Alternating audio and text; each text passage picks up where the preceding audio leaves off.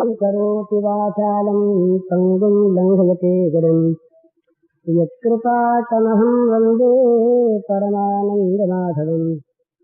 श्रीमन्मदनगोपालं बृन्दारण्यपुरन्दरम् श्रीगोविन्दं प्रपद्येऽहं दीनानुग्रहकारकम्। वन्दे मुकुन्दमरविन्ददलायताक्षम् कुन्देन्दुशङ्खदशनं शिशुगोपवेशम् इन्द्रादिदेवगणवन्दितपादपीठम् वृन्दावनालयं वसुदेवसूनुम् कोशलेन्द्रपदकञ्जमञ्जुलौ कोमलावजमहेशवन्दितौ जानकीकरसरोजलालितौ चिन्तकस्य मनभङ्गसंज्ञौ प्रेमयमिय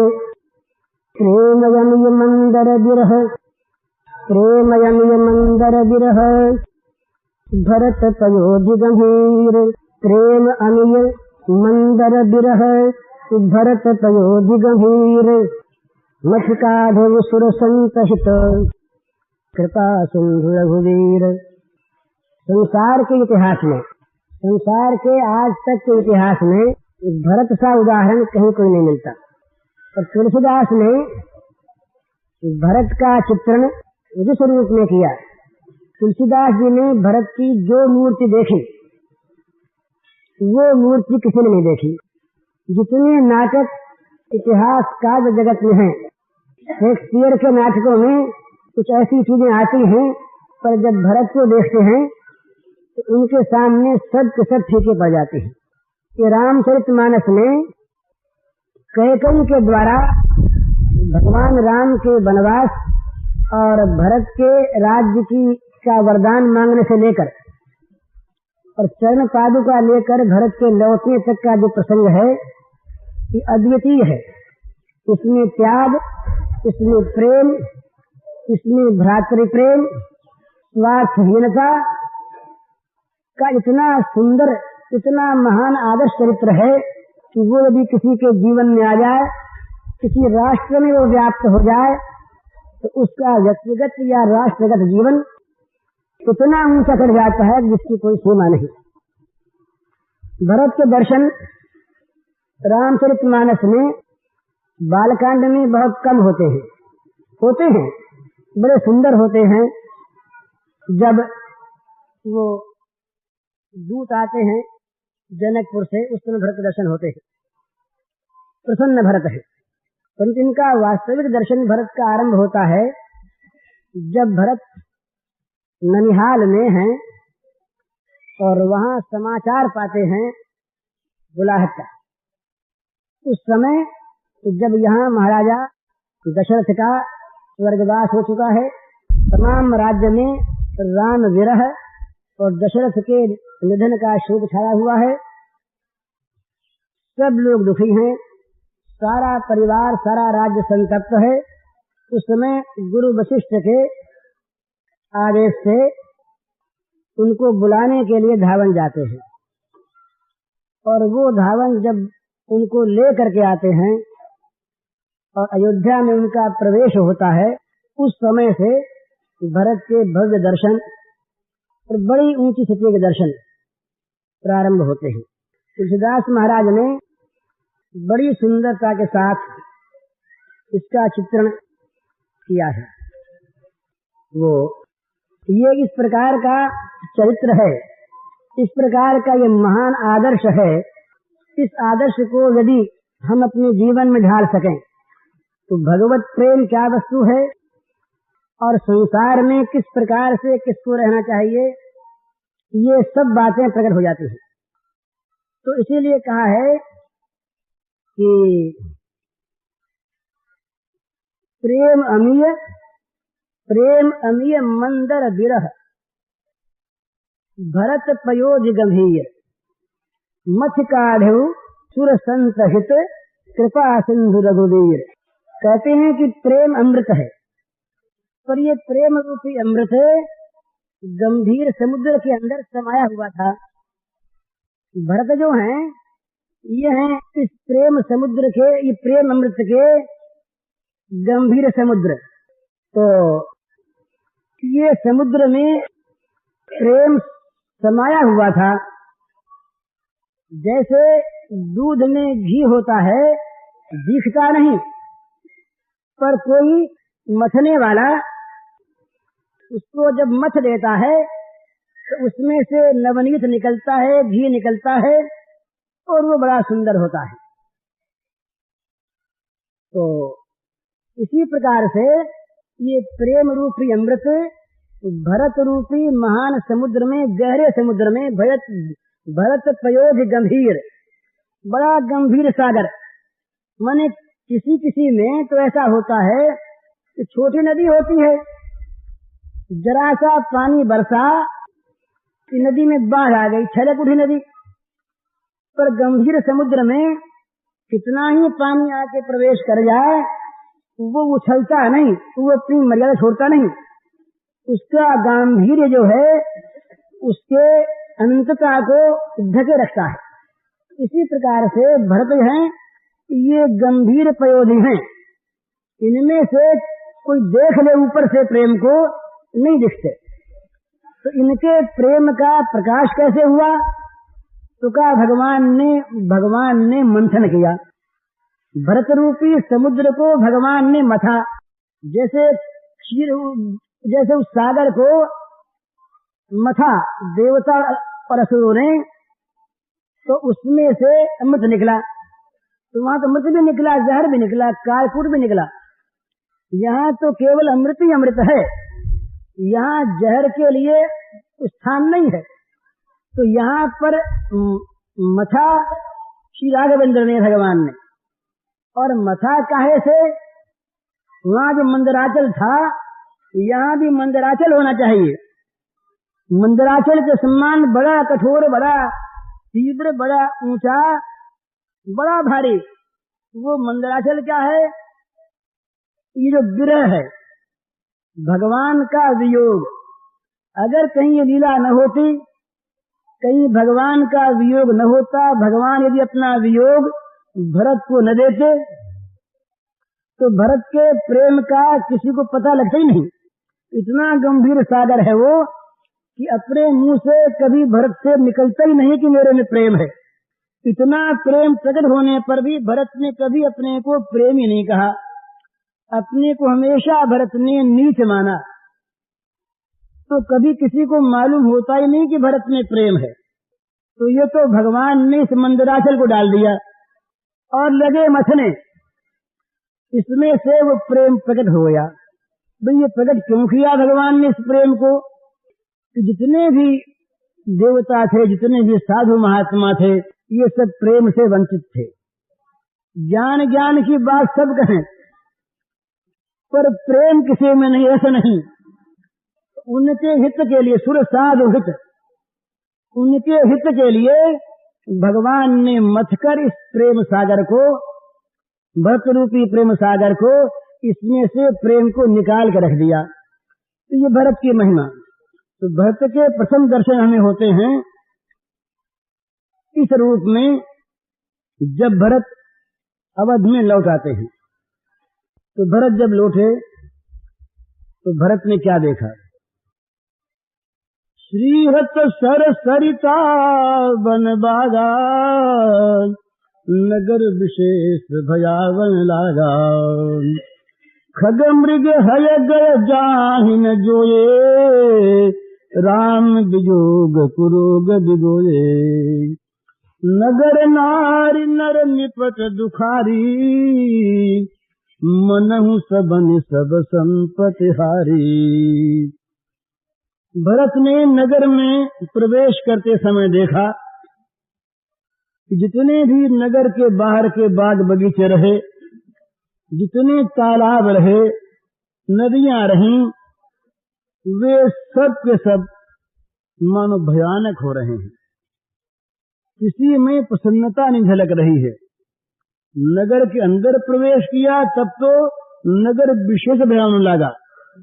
नगर तो विशेष रूप से भयानक जान पड़ा। कहीं कोई उत्सव नहीं, कहीं कोई उत्साह नहीं। नगर में उड़ने वाले पक्षी, पाले हुए पक्षी, राजघराने के, राज दरबार के हाथी घोड़े, सरदारों के हाथी घोड़े, गाय बैल आदि पशु देखा सबको तो मानो सभी रो रहे हैं। राम के वियोग में मानो सबको इस प्रकार का एक असाध्य रोग लग गया है। इस रोग के मारे सभी क्षीण हैं, सभी मर्माहत हैं। खग मृग हय गय जाहिन जोए, राम वियोग कुरोग बिजोए। राम के वियोग रूपी कुरोग से सब के सब संत्रस्त हैं। ऐसे जान पड़ते हैं कि मानो इनको असाध्य रोग हो गया है। उनको देखने से तरस आती है। फिर आगे बढ़े तो नगर के नर नारियों को देखा तो मानो वो भयानक दुख से भरे हुए, जैसे किसी की सारी संपत्ति लुट गई हो। मनम सबन सब संपत्ति हारी, मानो सबकी सारी संपत्ति लुट गई हो। इस प्रकार से सब देख पड़े। अब जब पहले भरत जी कभी जाके आते थे तो नगर के लोगों में बड़ा उत्साह, हंस के देखते, हंस के बोलते, जोहार करते, प्रणाम करते, कुशल पूछते, वे कुशल पूछते, बड़ा प्रेम था। पर आज क्या दशा है? पुरजन मिलहि न कहि कछु, गवहि जोहारहि जाए। पुरजन मिलहि न कहि कछु, गवहि जोहारहि जाए। भरत कुशल पूछ न सकहि, भय विषाद मन माहि। पुरजन नगर के रहने वाले लोग मिलते हैं पर बोलते नहीं कुछ भी, दूर से ही जल्दी में जोहार करके हट जाते हैं। और भरत को भी ये सब देख करके इतना मन में भय हो गया, विषाद हो गया कि भरत भी उनसे पूछ नहीं सकते कि तुम मजे में हो ना। ये दशा। हाट बाट नहीं जाय निहारी, जनपुर दह दिस लागी दवारी। हाट बाट अयोध्या के देखे नहीं जाते, मानो चारों तरफ आग लग गई हो और आग ने सब फूंक दिया हो। ये नगर की दशा। अब कैकई के महल में चलना चाहिए, वहां क्या हो रहा है। कैकई ने सुना कि भरत आ रहे हैं। अब तक उसके मन से दशरथ के मरने के बाद भी उसके मन से बुराई निकली नहीं थी। ये बुराई तो निकलेगी भरत जी के आचरण के द्वारा। और एक बात है, ये कैकई जो रही, ये भगवान श्री राघवेंद्र की सबसे अधिक प्रिय कार्य करने वाली। कैकई के समान त्याग करने वाली भगवान के लिए कोई जगत में हुई नहीं। भगवती सीता साथ गई, उनका नाम अमर हो गया। कितनी पतिव्रता हैं। भरत जी ने भगवान के प्रेम का त्याग के द्वारा उदाहरण दिया, भरत जी धन्य हो गए। लक्ष्मण जी ने राम जी के लिए अपना घर द्वार त्याग दिया, उनकी बड़ी प्रशंसा है। परंतु कैकई को बड़े शीलवान, बड़े मृदुभाषी भरत जी ने भी गाली दी। कैकई को ऋषि मुनियों ने बुरा कहा। कैकई को जगत का आज तक का इतिहास बुराई दे रहा है। बड़े बड़े बुरे संबोधनों से कैकई को पुकारा जा रहा है। पर कैकई ने किया क्या? कैकई ने किया राम काज।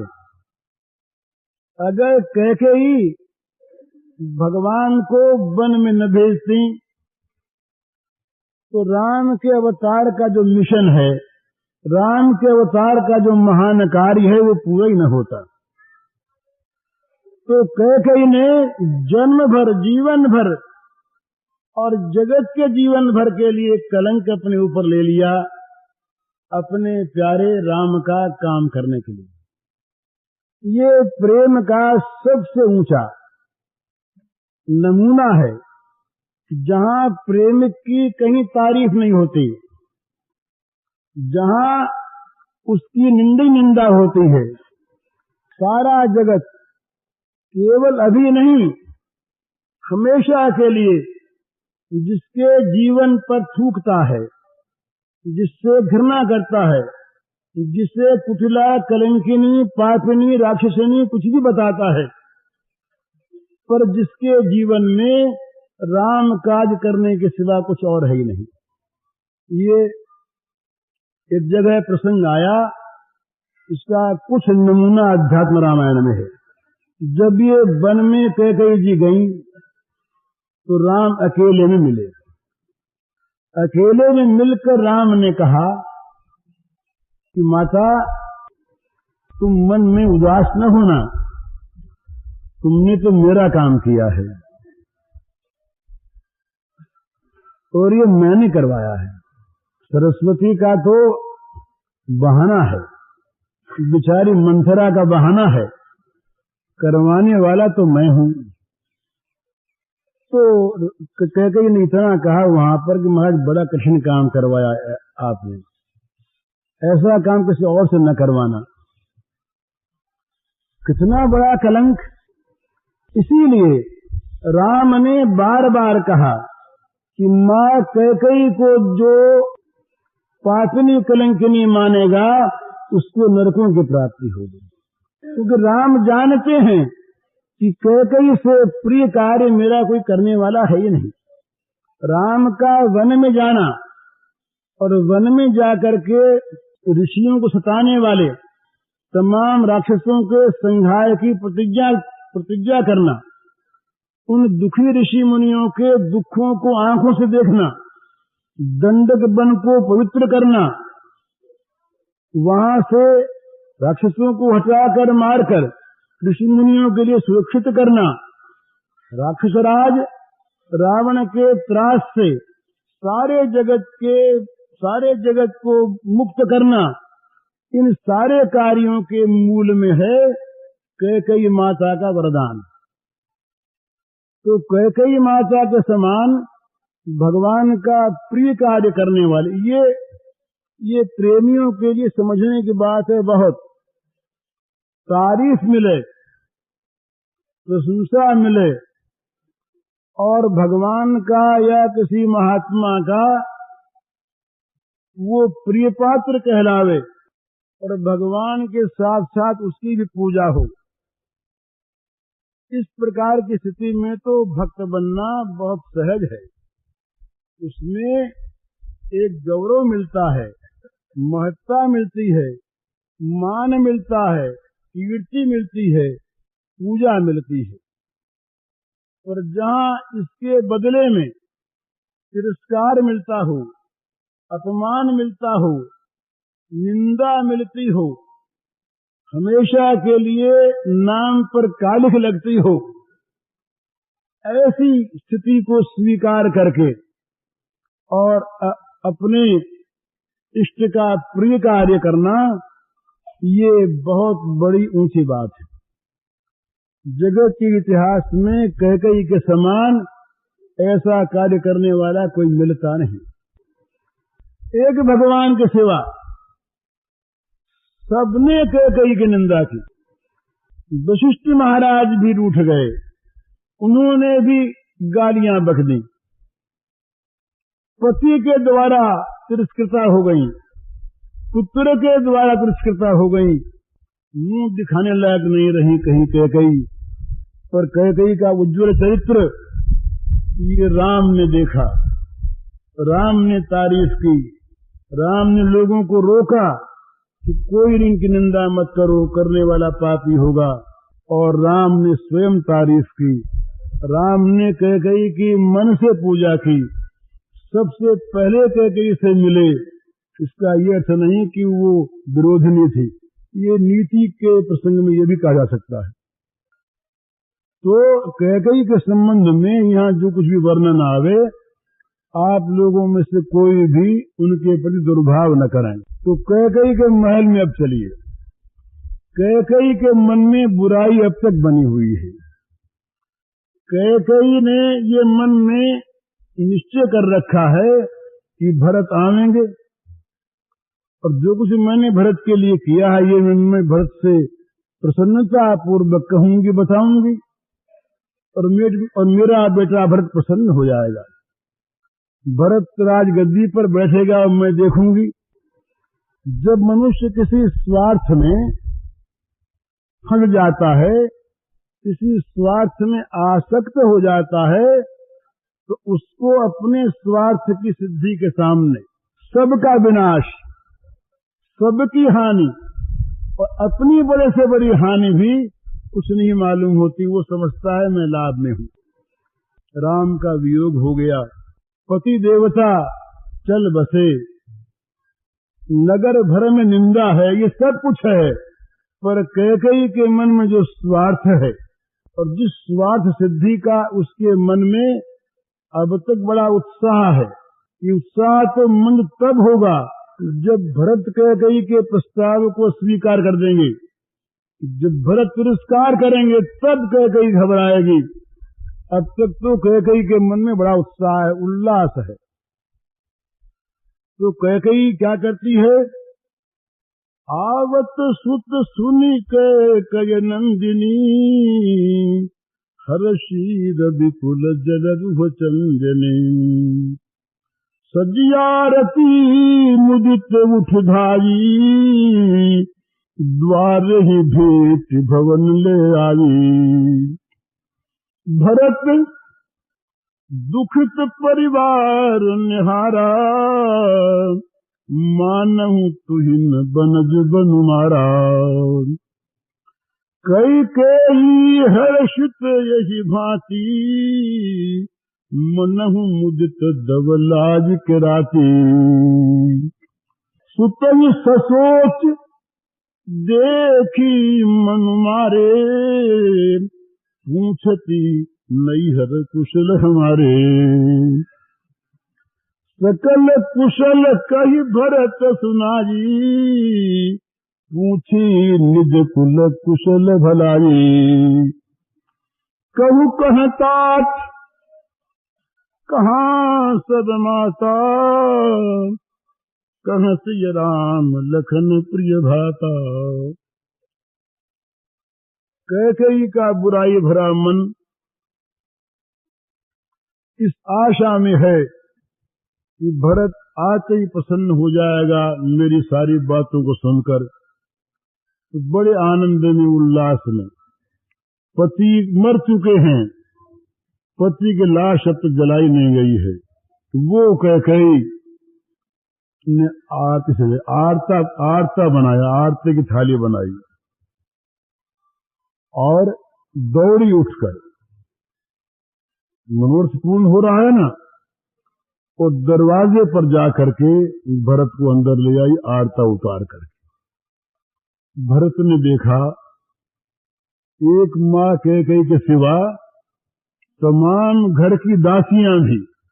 भरत जब कभी महल में आते, चाहे वो कौशल्या के महल में आवे और चाहे माँ कैकेयी के आवे, जब वो महल में आते तो तीनों माताएं नहीं, और माताएं थीं, वे सब भी इकट्ठी हो जाती, सब स्वागत करती, हर्ष मनाती। आज देखा तो कोई माता वहां पर नहीं सिवा कैकेयी के। और जितने लोग दिखे परिवार के, वो सब मानो दुखी, ऐसे दुखी कि मानो कमल के बन पर हिम पड़ गया हो, बर्फ पड़ गई हो और कमल का बन तमाम जल गया हो। पर साथ ही ये देखा, विरोधी चीज देखी, साथ ये देखा कि सारा परिवार दुखी है, सब परिवार संतप्त है, महल मानो मुरझा गया। लेकिन देखा विरोधी चीज कि कैकेयी बड़ी हर्षिता हैं, उनके मुंह पर मुस्कान है, कैकेयी भी हंस रही हैं, तो कवि कहते हैं कि वो ऐसी प्रसन्न मालूम होती थी कि जैसे वन में आग लगाकर भिड़नी है वो प्रसन्न होती है। तो ये देख करके भरत का चेहरा उदास हो गया। तो कैकेयी के मन में दूसरी बात है ना, ये जरा ध्यान दीजिए किस प्रकार की मनोवैज्ञानिक स्थिति होती है।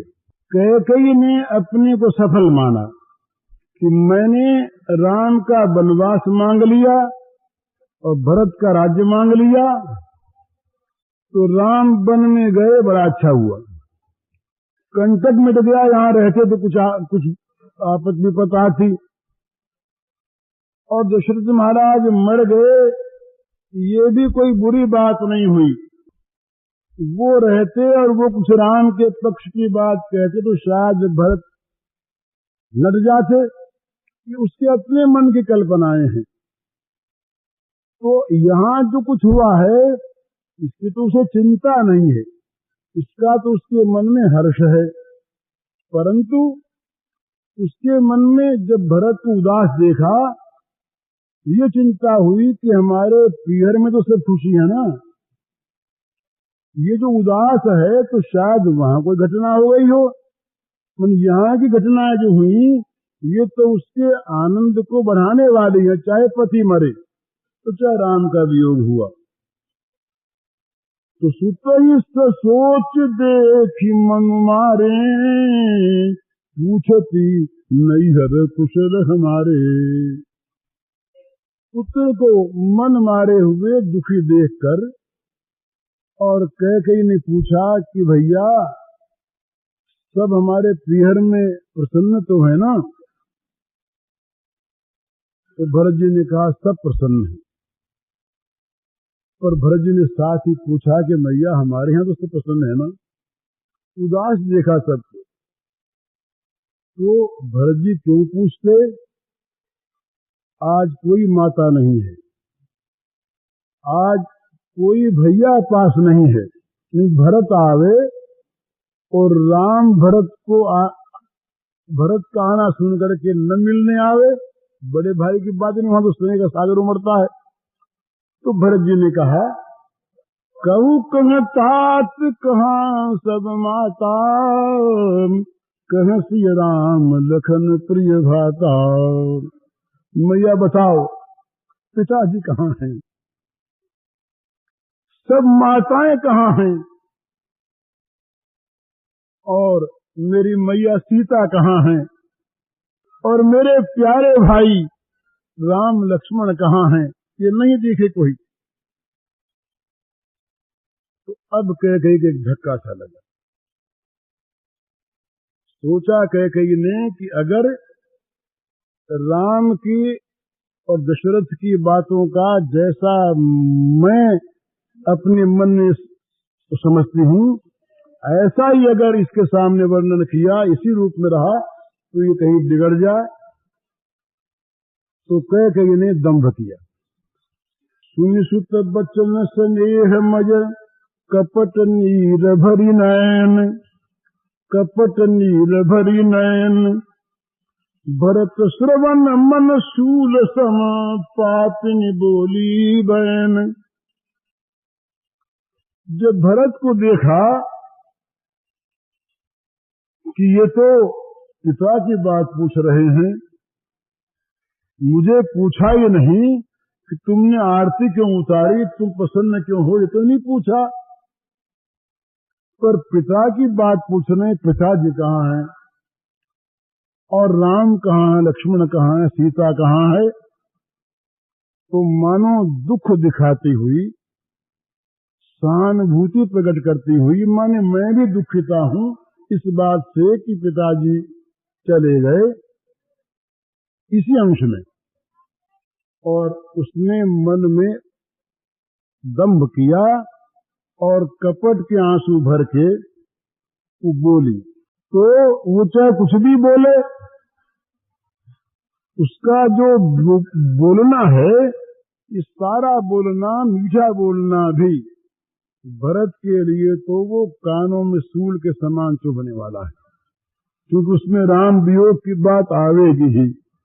दशरथ मरण की बात आवेगी, चाहे वो कितने मीठे शब्दों में कहे, तो वो तो ये तो मानती है, अब तक उसके मन से बुराई नहीं निकली है।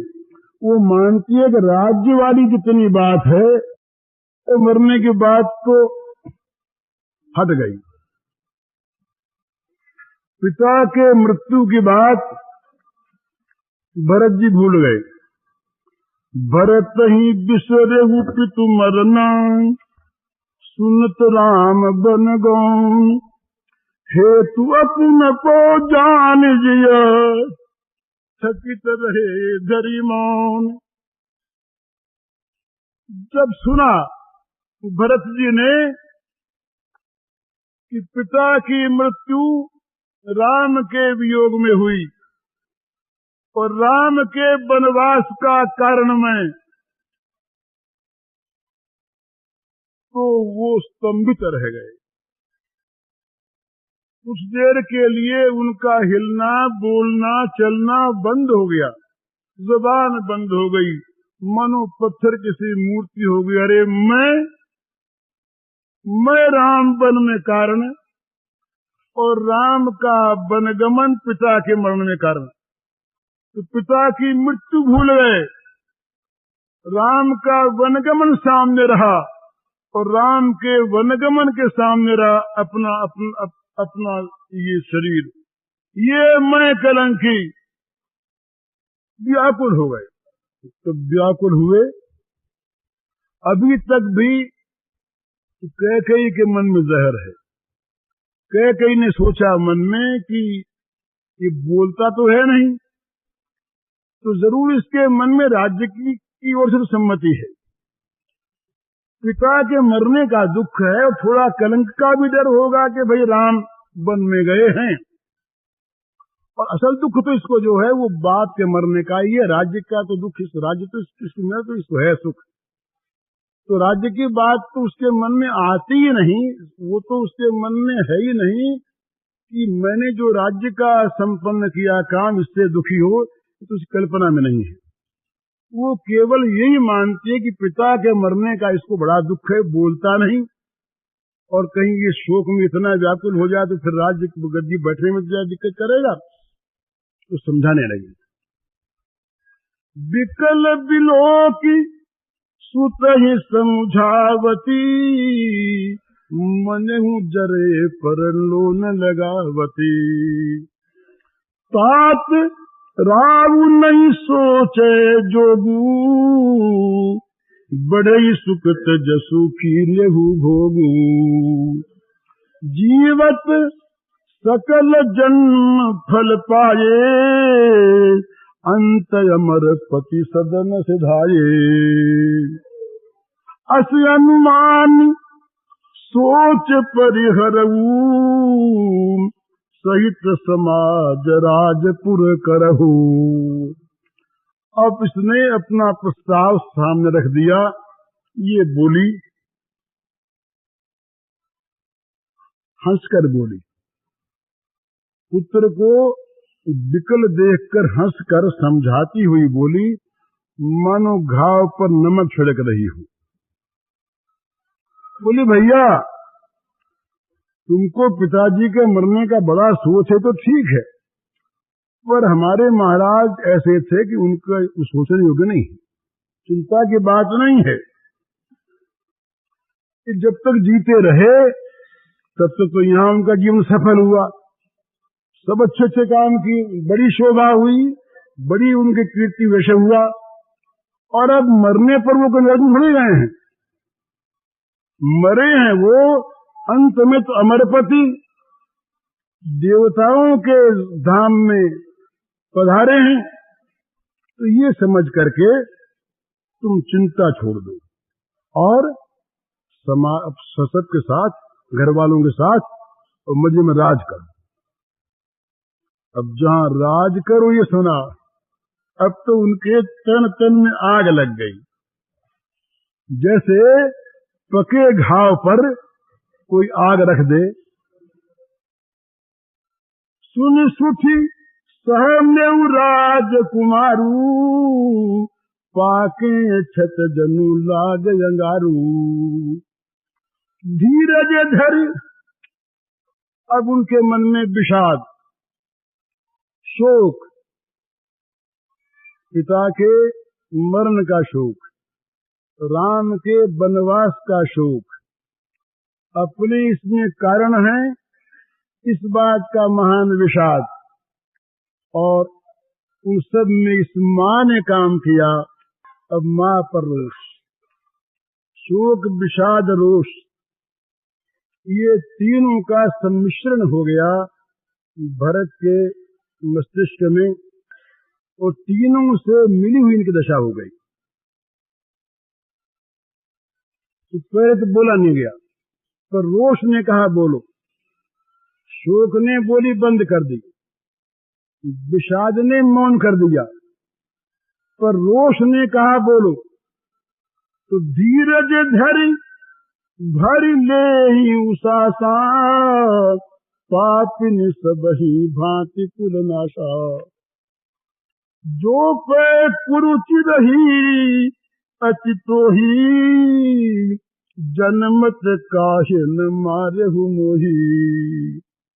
पेड़ काटी तय पालो सींचा, मीन जियन हित बारी उलीचा। हंस वंश दशरथ जनक, राम लखन से भाई। जननी तू जननी भजी, विदसन कछु न बसाई। जब ते कुमति कुमत जिय थयं, खंड खंड हुई हृदयन गयं। बर मांगत मन भई न पीरा, गरिन जीह मुँह पड़े उन कीरा। भूप प्रतीति तोरी किन कीन्ही, मरण काल विधि मोति हर लीन्ही। भरत जी बोले कि पापिनी, तूने हमारे कुल का नाश कर दिया। अगर तुम्हारी ऐसी कुरुचि थी तो जन्मते ही मुझे जहर क्यों नहीं दे दिया? तूने मुझे मार डाला होता तो ये अवस्था न होती आज। तू कितनी मूर्खा है कि तेने पेड़ की जड़ काट कर और पत्तों को सींच कर तू उसे जलाना चाहती है। कोई आदमी पानी को बाहर फेंक करके मछली को जलाना चाहे, भरत को राज्य देकर, राम को वनवास देकर तू भरत का राज्य चाहती है। अगर पानी बिना मछली जी सकती हो, अगर पेड़ काटने पर पत्ते रह सकते हो, तो भरत राज्य कर सकता है। धिक्कार! ये सूर्यवंश दशरथ के समान पिता, राम लखन के समान मेरे भाई, पर तू मेरी माता हुई, तेरे पेट से मैं जन्मा, विधाता के सामने जोर नहीं है। जब से री दुर्बुद्धि तेरे मन में ये जब से दुर्विचार आया, उसी समय तेरे हृदय के टुकड़े टुकड़े क्यों नहीं हो गए? अच्छा होता तेरा हृदय टूक टूक हो गया होता। और तेरी वर मांगा कैसे? क्या राम के वनवास का वर मांगते समय तुझे पीड़ा नहीं हुई? अरे तेरी जीभ गल क्यों नहीं गई? तेरे मुंह में कीड़े क्यों नहीं पड़ गए? और राजा बड़े बुद्धिमान थे, राजा ने तेरा विश्वास कैसे कर लिया? मालूम होता है कि मृत्यु काल में उनकी बुद्धि मारी गई। तो रोष आ गया, रोष में सारी जात पर आक्षेप कर गए भरत जी महाराज। ये रोष का स्वभाव है। विधि उन नारी हृदय गति जानी, सकल कपट अघ अवगुण खानी। विधि उन नारी हृदय गति जानी, सकल कपट यघ अवगुण खानी। सरल सुशील धर्म रत राऊ, सो किम जाने तीय स्वभाऊ। भाई ये जो स्त्रियां हैं, इनके हृदय की गति कोई नहीं जानता। ये कैकेयी में ठीक बात घटी। कैकेयी के समान प्यार करने वाली, कैकेयी के समान राम को प्यारा बताने वाली कौशल्या नहीं थी। बात सच्ची थी वहां पर, तो ये तो भगवान की माया थी। परंतु भरत जी महाराज के सामने वो चित्र है ना, इतनी बड़ाई करती राम की, इतनी राम से प्यार करती, राम के नाम पर उछल पड़ती, राम के सामने मुझको कुछ नहीं मानती। ये सारा उसका कपट था, सारा उसका पाप था, ये अवगुणों की खान है। तो कहा, तो ये कहने लगे कि स्त्रियों के मन का पता नहीं लगता। वो सारे कपट, सारे पाप, सारे अवगुणों की खान है। जब किसी जात में कोई एक बिगड़ता है ना, तो सारी जात पर लांछन आता है। इसलिए सबको सावधान होना चाहिए कि हम बिगड़ेंगे तो हमारी जात पर लांछन लगाएंगे। तो कहने लगे भरत जी महाराज कि ठीक ही है, पिताजी को इन कपटों का क्या पता। वो सरल है, सुशील स्वभाव, धर्मरत। लक्ष्मण ने तो वाल्मीकि रामायण में पिता को स्त्रैण कहा है कि वो तो स्त्रैण है, नारी के वश में हो गया, बुद्धि उसकी मारी गई। पर भरत तो शील है ना। भरत कहते हैं कि पिताजी बड़े सरल, बड़े सुशील स्वभाव के, बड़े धर्मरत। उनको क्या पता कि स्त्री के हृदय में क्या बसता है। बोले क्यों इतनी बात कहते हो। बोले कहें कैसे नहीं, जो काम कैकेयी ने किया वो कर नहीं सकती। अस को जीव जंतु जग माही, जहि रघुनाथ प्राण प्रिय नाही। अस को जीव जंतु जग माही, जहि रघुनाथ प्राण प्रिय नाही। भेयति अहित राम ते तो ही, को तू हसी सत्य कहु मोही।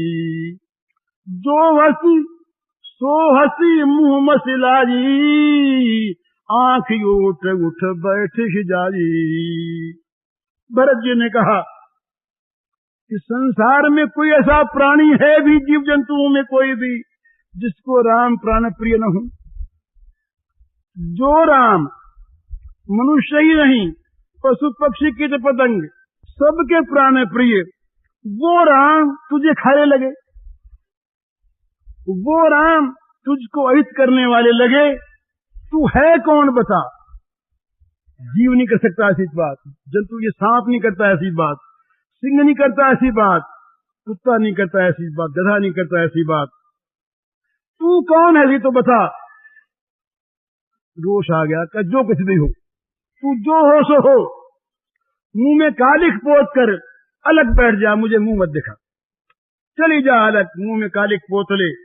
जो हसी सो हसी मुंह मसलाई, आंखी ओट उठू बैठे ही जाई। जा बैठ जा अलग, मुंह मत दिखा मुझे। कैकेयी की सारी आशा पर तुषारपात हो गया। फिर बोले, अब रोने लगे।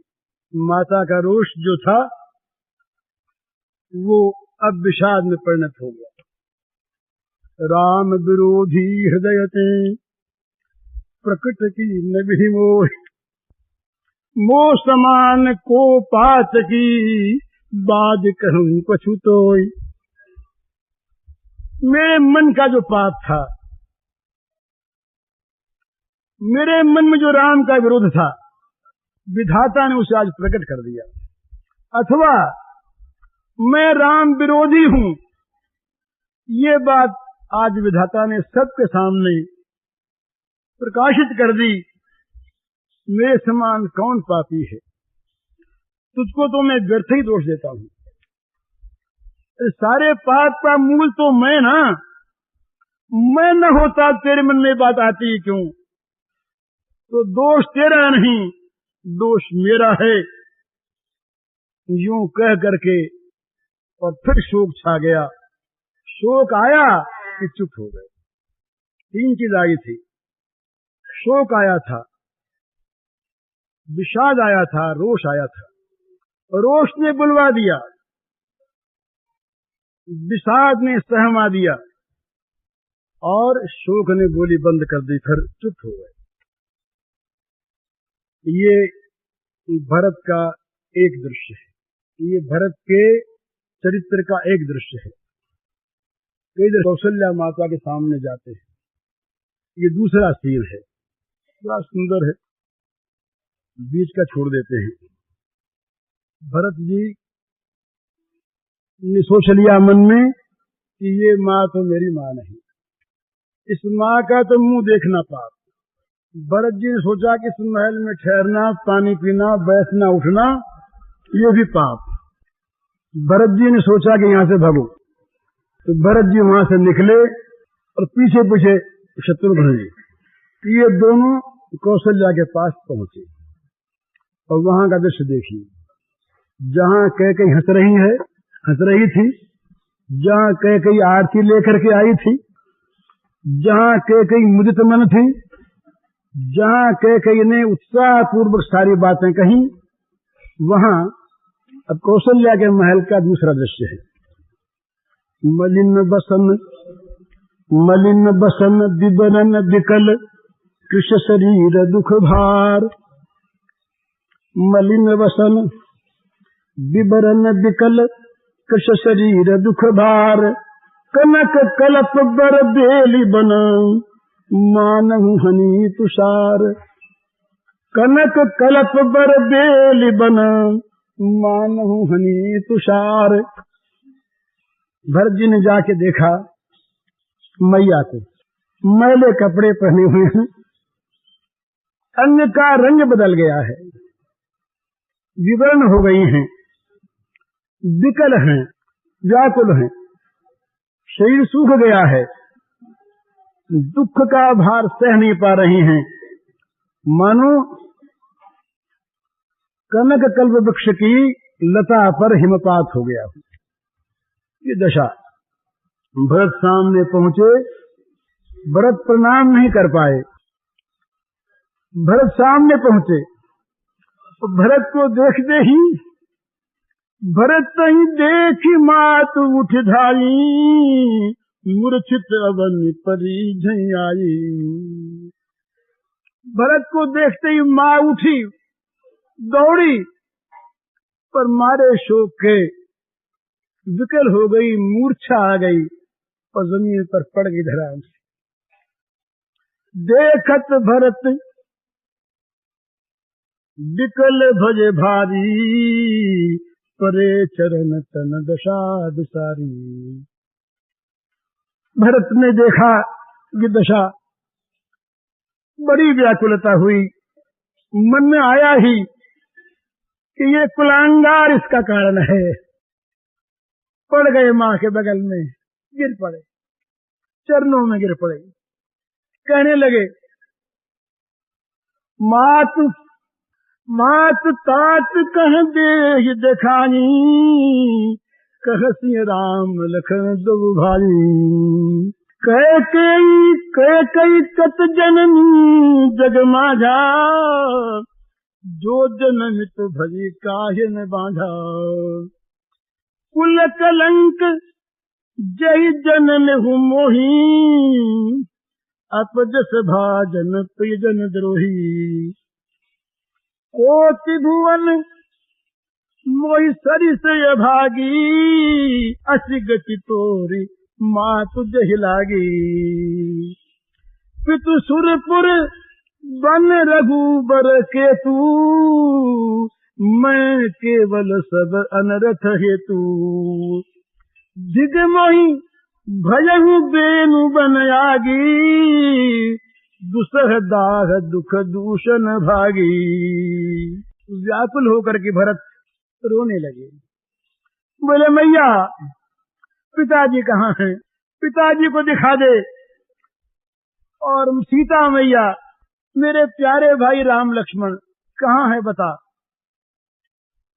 अरे मैया, ये जगत में कैकेयी ने क्यों जन्म लिया, और अगर जन्मी थी तो ये बांझ क्यों न रह गई, जिसने इस कुल कलंकी भरत को जन्म दिया, जो अपने प्यारों का द्वेषी, तो सारे संसार में कीर्ति का अकीर्ति का जिसने कलंक प्राप्त किया। मैया, मेरे समान तीनों लोकों में अभागा कौन है कि जिसके कारण से तेरी आज ये दशा है। तू बड़ी है। मेरे पिता स्वर्ग सिधार गए, रघुकुल चंद्र जो हैं भगवान, ये आज वन में हैं। इन सारे अनर्थ का मूल कारण तो मैं हूँ। मुझे धिक्कार है, मैं इस बांस के बन के लिए आग बन गया। ये कहने के कहते कहते भरत व्याकुल हो गए। माता की मूर्छा टूट गई भरत की दशा देख करके।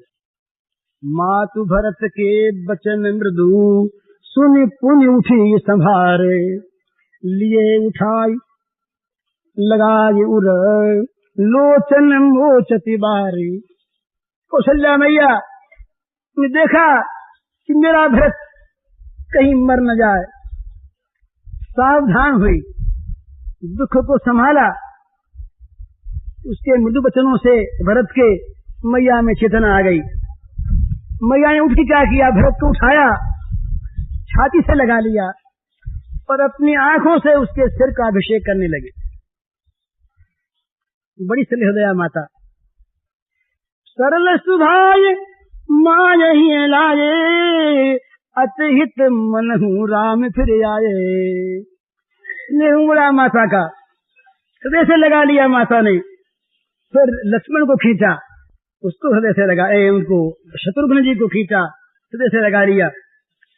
हृदय में दो चीज है, तो माता के हृदय में दो चीज है इस समय। एक शोक है, शोक बीती हुई बात का शोक राम बन गए। शोक होता है बीती हुई बात का। तो राम का वनगमन और स्वामी का मरण, ये दो शोक है, ये जाते नहीं मन से। और भरत का ये हाल देख करके मन में प्रेम उमड़ा, स्नेह उमड़ा। तो भेटे वो बहुरी लखन लघु भाई, शोक स्नेह हृदय समाई। कौशल्या के हृदय में शोक और स्नेह इस समाते नहीं है। लोग खड़े थे आसपास, कई का तो मंदिर सुना था।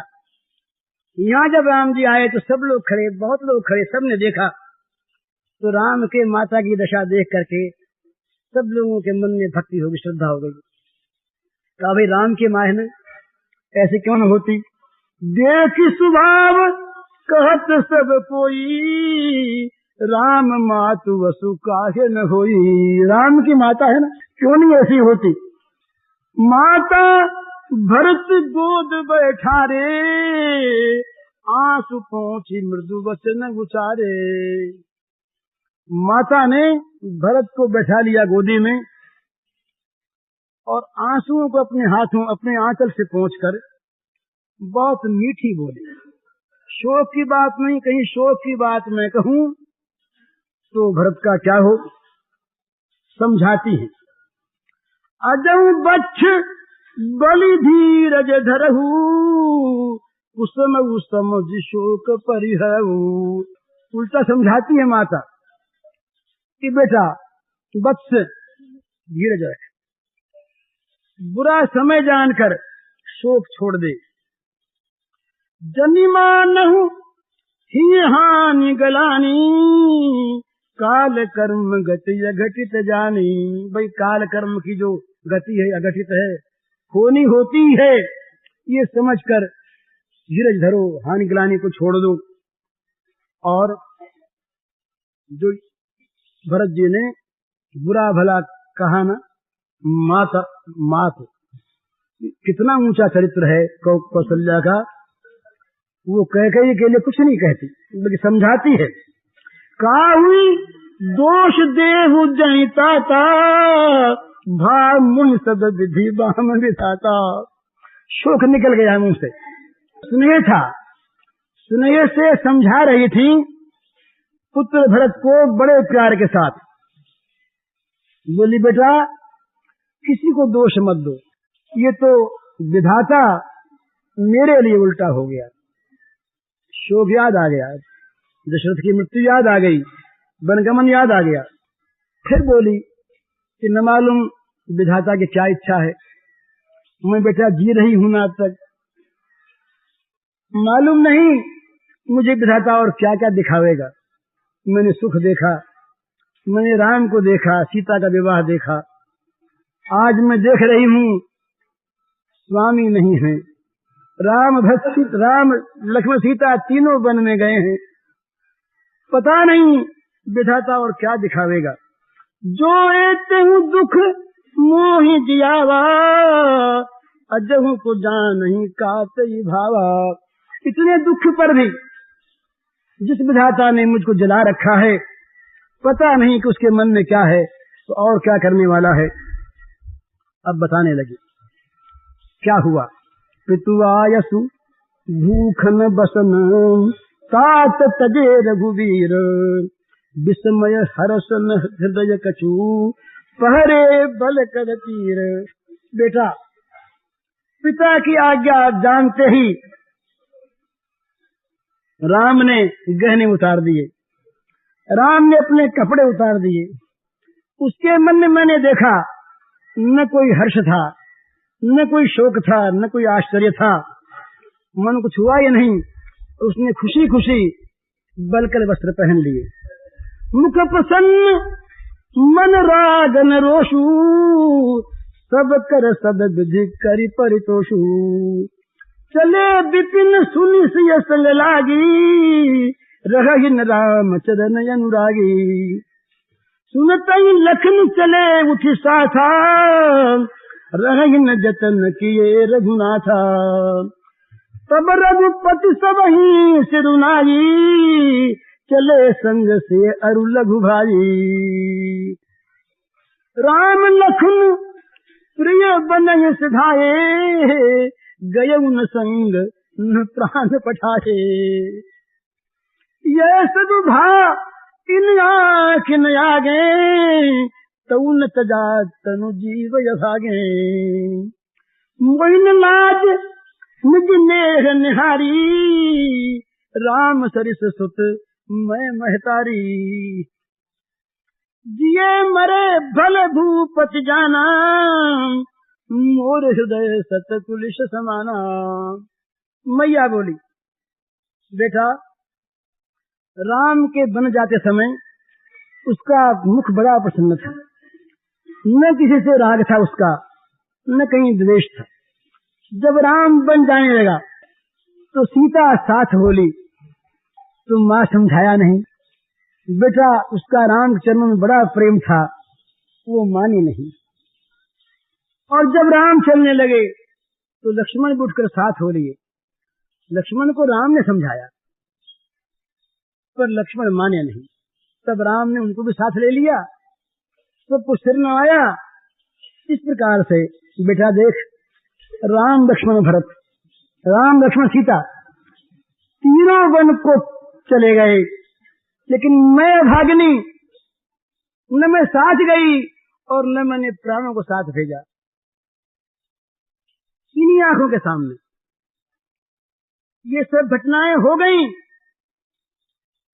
पर इस अभागे जीव ने शरीर का त्याग नहीं किया। ऐसी अभागी में हूं। अपनी ओर देख करके मुझे लाज भी नहीं आती। राम सा बेटा और उसकी मैं मां, भाई जीना मरने का जो रहस्य है भला, तो राजा ने समझा। राम के संयोग में रहे और वियोग में प्राण त्याग कर दिए। बेटा, मेरा हृदय तो 100 वज्रों के समान कठोर है। कौशल्या के वचन सुनि भरत सहित निवास, व्याकुल दिल पत राज गृह, मानहु शोक निवास। कौशल्या के वचनों को सुन करके भरत जी के सहित सारा रनिवास व्याकुल होके विलाप करने लगा। मानो राजमहल नहीं रहा, ये शोक महल हो गया। व्याकुल बिलपत राज गृह, मानहु शोक निवास। ये राजमंदिर, राजमहल नहीं रहा, ये शोक महल हो गया। बिलपई विकल भरत दुभागी, कौशल्या लिए हृदय लगाई। भांति अनेक भरत समझाए, कही विवेकमय वचन सुनाए। भरत मातु सकल समझाई, कई पुराण सुच कथा सुहाई। छल विहीन सुच सरल सुबानी, बोले भरत जोरी जुग पानी। भरत को व्याकुल विलाप करते देखा, शत्रुघ्न जी को रोते देखा, तो रविवार सारा रो रहा। कौशल्या जी ने धीरज किया मन में, ये अगर रोना यूं चलता रहा, ये प्रवाह क्रंदन का इसी प्रकार अगर बहता रहा, तो न मालूम भरत की क्या दशा होगी। माता को सोच है इस समय भरत का। तो कौशल्या ने भरत को उठा के छाती से चिपका लिया, समझाया, बहुत बड़े बड़े विवेक के वचन सुनाए कौशल्या मैया ने। जब भरत संभला तो मां के आंसू झरने लगे।